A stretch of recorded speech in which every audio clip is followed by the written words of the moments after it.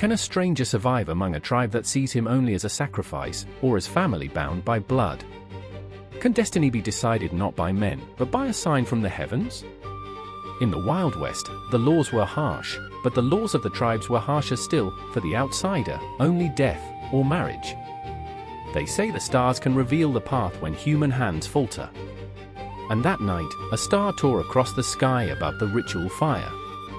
The chief's daughter defied tradition, demanding another fate. But would love set him free, or chain him forever? Can a man outrun the signs of heaven? For even if you break the rope upon a stone, you cannot break the rope of destiny. The night carried the weight of judgment. The air was thick with smoke, heavy with the smell of resin, and alive with the pulse of drums. A fire burned at the center of the clearing, its flames leaping high into the dark sky. Sparks rose and scattered like stars torn loose, drifting toward the heavens before fading into nothing. Around the blaze, the tribe had gathered, men, women, and children, silent at first, then breaking into low chants that grew in rhythm with the pounding of rawhide drums. At the heart of it all lay the stranger. He was not tied upright like a prisoner awaiting his sentence, but stretched flat against a heavy wooden post, bound as though he were no more than an offering laid upon an altar. His body was lean and weathered, the shape of a man hardened by years of work. His wrists and ankles strained against coarse hemp ropes, their knots pulled so tight they carved angry red lines into his flesh. Every attempt to resist only made the ropes bite deeper. His chest glistened with sweat, streaked with ash, his breath shallow and uneven. He was 30, maybe older, with short dark hair matted to his forehead and a stubble that shadowed his sharp jaw. A thin scar traced the left side of his cheek, catching the light when the fire flared. His dark eyes searched the faces around him, warriors with painted torsos, women clutching baskets of herbs, children pressed close to their mothers. None looked at him as a man. To them he was something else, a vessel for the will of the spirits, a life weight on the scale of their gods. The warriors stood in a ring, tall and unyielding, their bare chests painted with bands of ochre and white. They gripped spears tipped with stone and iron, the firelight glinting off their edges. Shadows of their bodies swayed on the earth, stretched long and distorted by the flames. Beyond them, the forest loomed, its dark canopy swallowing the stars. The sound of insects in the trees was drowned by the relentless boom of the drums. The shaman came forward. Age had bent his frame, but not his presence. His face was painted in stark white, with 3 black lines running from brow to cheek like the claws of some great beast. His long grey hair, braided and strung with feathers, hung about his shoulders. Across his chest lay a cloak of animal hide, its edges fringed with bone talismans that rattled when he moved. In his hands he carried a clay bowl filled with ashes taken from sacred fires long extinguished. He walked slowly, his steps deliberate, as though each one drew him deeper into a world unseen. When he reached the captive, he leaned close and scattered a handful of ash onto the man's chest. The dust clung to sweat and skin, pale against his tanned flesh, making him look half-buried already. The old man whispered words in a tongue the stranger could not understand, but their weight pressed heavier than the ropes themselves. The chants grew louder. Women tossed herbs into the flames, and the smoke thickened, rising in coils that writhed into shapes only the tribe could read. The children's eyes reflected the firelight, wide with fear and curiosity. Some hid behind their mothers, others stared openly, unblinking, as though they already knew they were watching the judgment of fate. The captive closed his eyes. He thought of home, of a wife who waited with cold silence, of vows spoken before God that bound him as tightly as these ropes. Here, those promises seemed distant, powerless beneath the gaze of painted faces and the roar of fire. When he opened his eyes again, he saw only the flames. They hissed and snapped, clawing upward as though eager to claim him. In their glow he saw his reflection, bound, helpless, already half claimed by the earth and the sky. The drums rolled on. The chanting rose higher. And the fire burned, patient and hungry. The drums slowed. The chants thinned into whispers. Smoke curled thick above the fire, drifting into the canopy until the night itself seemed painted in grey. The shaman stood at the center, his bowl of ash clutched tight, his body swaying as if carried by winds no one else could feel. His voice rose in a wavering chant, strange syllables spilling into the darkness, weaving a net of sound over the captive. Each word seemed to press the ropes tighter, to make the fire hotter, to draw every eye in the tribe to the bound man's chest where the ash still clung like a burial cloth. The captive's breath rattled. Sweat cut lines through the dust across his ribs. He tried not to look at the painted elder, but the man's presence was like a mountain, immovable, bearing down with age and authority. The shaman's face was a mask, white and black streaks rigid as stone, his eyes half hidden but burning with something old, something that made even the warriors keep their distance. Then it came. A light cut across the heavens. At first it was only a spark, a wandering ember from the fire perhaps, but then it grew, blazing, burning, tearing a white wound through the dark sky. A star, brighter than any star had a right to be, arced across the firmament. It hissed as it fell, its tail a streak of silver that split the night apart. The tribe gasped as one, their chants breaking into shouts, cries, prayers.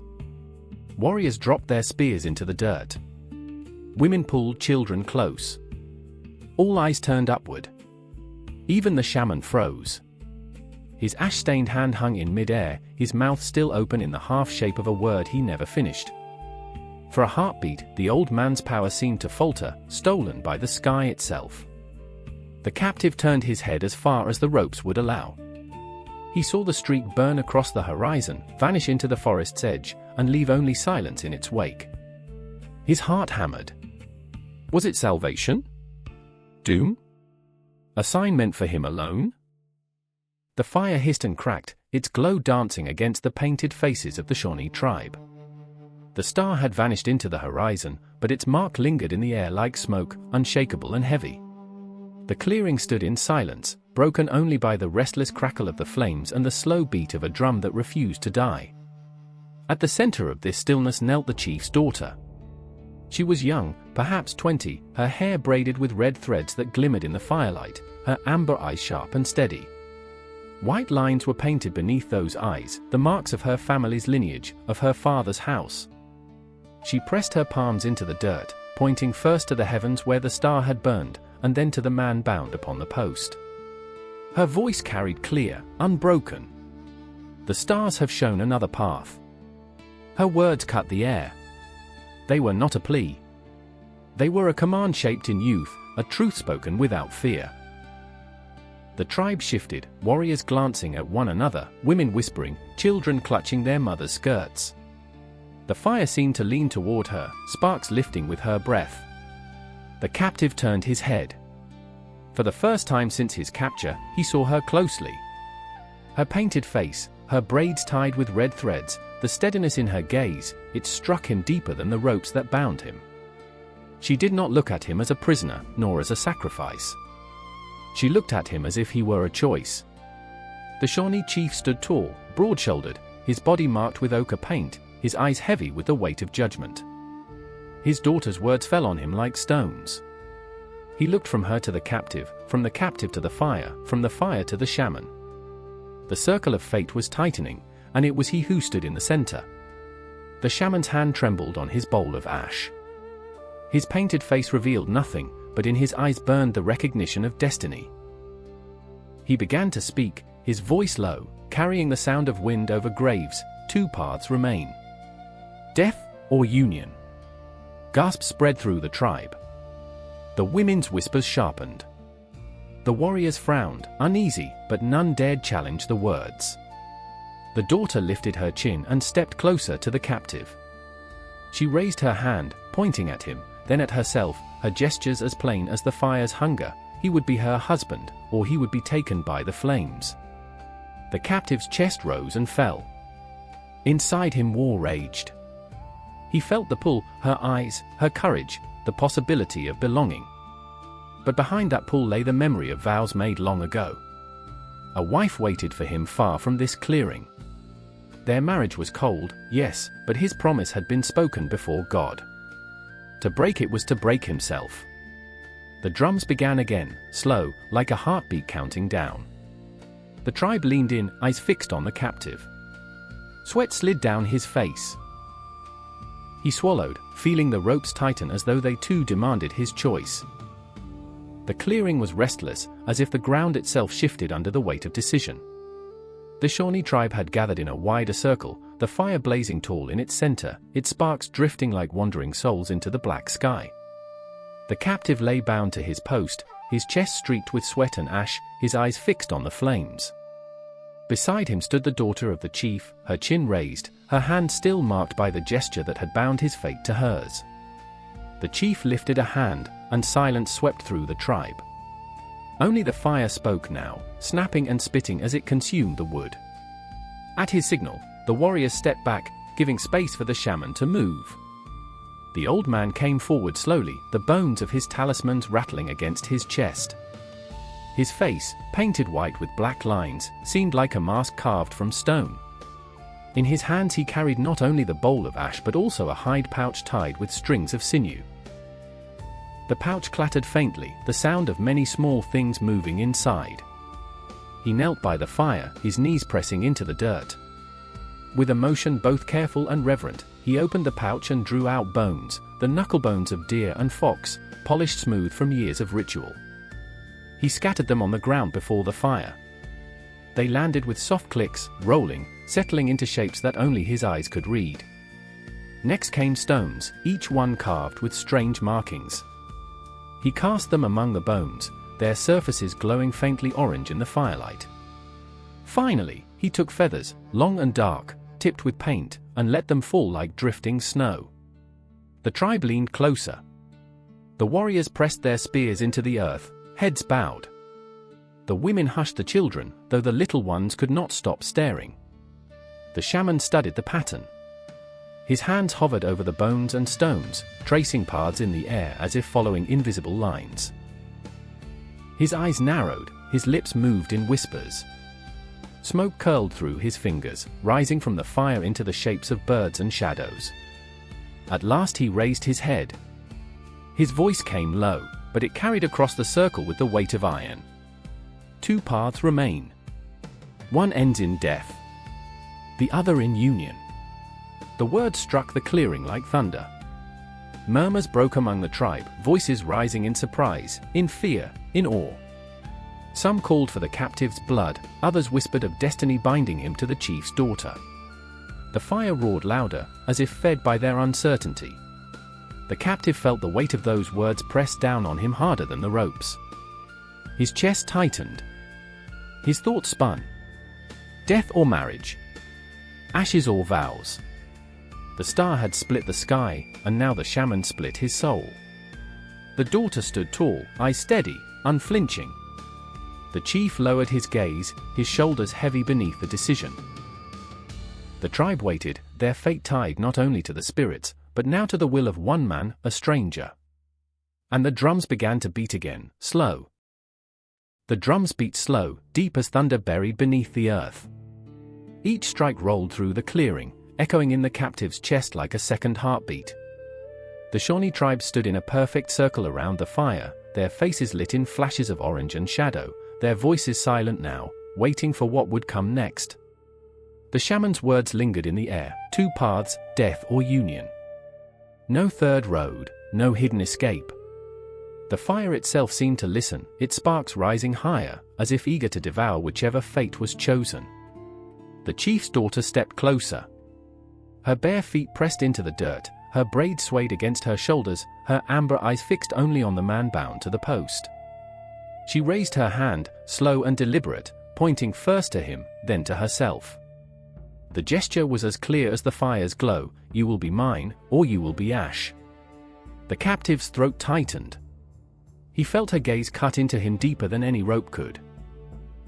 He saw no fear in her face, only resolve as unyielding as stone. For a moment, something stirred in him, something that longed to answer her call, to step into a life remade among these people. But then memory struck him like a lash. A cold house far away. A woman waiting, not with warmth, not with joy, but waiting all the same. A vow spoken before God, binding him in ways no rope could match. To betray that vow would be to betray himself. His breath grew shallow. The tribe leaned forward. The warriors' hands tightened on their spears. The women whispered, their children wide-eyed in the glow. The shaman's painted face tilted, his eyes sharp, reading the captive's silence as though it too carried meaning. The captive swallowed hard. His heart told him one thing, his vow another. Fear pulled at him from both sides. To refuse was to embrace death. To accept was to shatter his oath. He felt the drums pounding in his blood, louder, faster. At last, he nodded. Slow, careful, a mask of agreement. The tribe exhaled as one, a sigh of relief and wonder. The daughter's eye softened for the first time, the faintest spark of victory flickering there. But in his heart, he knew it was a lie. He had agreed only to buy time, only to survive the fire's hunger. He would wait. He would endure. And when the shadows of night stretched deep enough, he would seek his escape. The fire roared higher, as if mocking his secret. Night deepened over the Shawnee camp. The fire at the center of the clearing burned lower now, its flames collapsed into glowing embers, sending thin ribbons of smoke into the star-streaked sky. The chanting had ceased, the drums silenced. Families drifted back into their shelters of hide and bark, leaving the clearing hushed except for the crackle of wood and the hiss of settling ash. But for the captive, silence was no relief. He lay bound to the post, his body aching where the ropes had cut into flesh. The ash scattered across his chest itched with sweat, turning into grey streaks with every shallow breath. His arms burned from hours of strain, his back stiff, his wrists swollen. Pain clung to him like a second skin. Yet worse than pain was the weight in his chest, the war inside his heart. He thought of the girl, the chief's daughter, and the fire in her amber eyes. He thought of the way she had stood before the tribe, fearless, binding him with her voice alone. There was strength in her, strength that could have given him a place here, strength that could have made him part of something greater. But behind her face came another, pale in memory, his wife, waiting far away. Not with love. Not with warmth. But waiting nonetheless. He remembered the vow, the altar, the God who had heard him speak words he could not now take back. Cold as that union was, it was a bond he could not break without breaking himself. The ropes groaned as he shifted, pressing wrists against rough hemp. His breath quickened, his pulse hammered. He knew he could not remain. To stay meant surrender, to stay meant a life chained to a fate not his own. Yet to escape meant death, if not by the fire of the Shawnee, then by the wilderness that waited beyond. He turned his head and saw the shadows of the camp, the shapes of Shawnee warriors sleeping with spears laid across their laps, the faint outline of the shaman's hut where the old man surely dreamed of omens. The stars above glimmered cold and distant, the same stars that had burned a path across the heavens to mark his fate. Fear gnawed at him. Doubt split him apart. But in the dark, beneath the weight of the ropes and the silence of the night, a choice hardened like stone inside him. He would endure until the chance came. And when it came, he would take it. He closed his eyes, listening to the soft crackle of fire and the steady breath of the tribe at rest. Sleep would not come to him. Only the whisper of his vow and the slow grinding of the ropes against his skin. The night stretched long, a black river flowing slow above the Shawnee camp. The fire was almost gone now, only a bed of glowing embers breathing faint orange against the dark. Most of the tribe had retreated into their lodges, their painted faces hidden in sleep. Only a few warriors lingered at the edge of the clearing, their bodies slumped against posts, spears across their knees. The drumbeats were silent at last, leaving only the hiss of dying wood and the whisper of night insects. The captive lay still, his body stiff with pain, his skin raw where the ropes had cut. Every breath came ragged, but his eyes were sharp now, watching, waiting. He had worn the mask of submission, nodding when the tribe demanded it, letting them believe he had accepted his fate. But inside, he had sworn another path. A stone lay close, jagged, half buried in the dirt. He had seen it earlier, though the warriors had not. Slowly, painfully, he shifted, pressing the ropes of his wrist against the rough edge. The fibers bit deeper, scraping skin raw. He clenched his teeth, no sound escaping, while sweat traced lines down his temples. Again, he dragged the rope against stone. Threads frayed, tiny fibers breaking with each pass. A warrior stirred. The captive froze, breath held, eyes fixed on the painted man. The warrior's head dipped again, his chest rising slow and heavy with sleep. The captive pressed harder. The rope tore a little more. Blood welled where the fibers bit, but he did not stop. Finally, the rope snapped.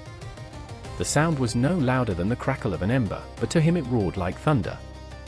His hand slid free. Quickly, he worked on the other, then his ankles, the cords falling into the dirt like dead snakes. For the first time in days, his body was his own. He rose slow, his legs unsteady, his back screaming from hours bound. He crouched low in the shadows, eyes darting to the sleeping warriors. The shaman's hut loomed across the clearing, silent, smoke trailing faintly from its roof. He turned away. The forest waited, black and endless. He slipped into the dark, each step measured, each breath held. The branches above shivered in the night breeze, the stars glimmered cold, and the embers behind him faded with every stride. Yet as he crossed the edge of the clearing, a drumbeat echoed faint in the night. Not struck by human hands, but by fate. The ropes were gone, the fire behind, but the judgment of the Shawnee, and the will of the stars, would not be so easily escaped. The forest swallowed him whole. Each step into the dark was a gamble, branches snapping beneath his feet, shadows twisting into shapes that clawed at his eyes. He pressed on, deeper and deeper, his breath sharp in the cold night air. Behind him the Shawnee fire was only a faint glow, a memory in the trees. Freedom lay ahead, or so he thought. But fate was not finished with him. By dawn his strength was failing. His legs trembled, his throat dry, his arms streaked with blood where the ropes had cut. He stumbled into a clearing where the mist hung low and the earth was scarred with old wagon ruts. He bent to drink from a muddy stream, the water bitter but cool against his cracked lips.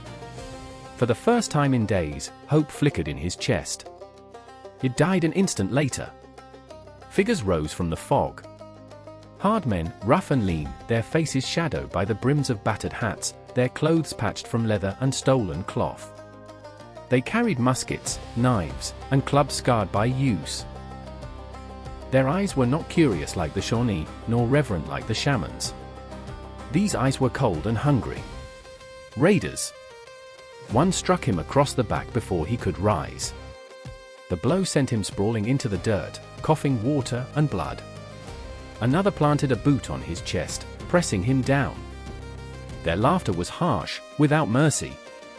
"Lost, are you?" one growled. "Or just too stupid to know where you are?" They dragged him to his knees, binding his arms again with coarse rope, rougher even than what he had escaped. He spat blood into the dirt, but they only laughed harder. A man with a scar running from temple to chin leaned close, his breath foul. "You got two choices, stranger. You die here, or you ride with us." The captive's head hung low. His body shook with pain, but his eyes lifted, burning with what little strength remained. Death had followed him from the Shawnee fire into this camp of wolves. There was no mercy here, no destiny written in stars, only survival. They hauled him to his feet, shoving him into their ranks.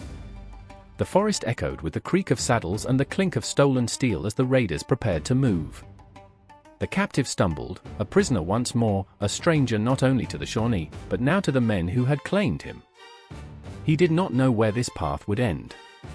But deep inside, he felt the truth, his debt to the stars had not been paid.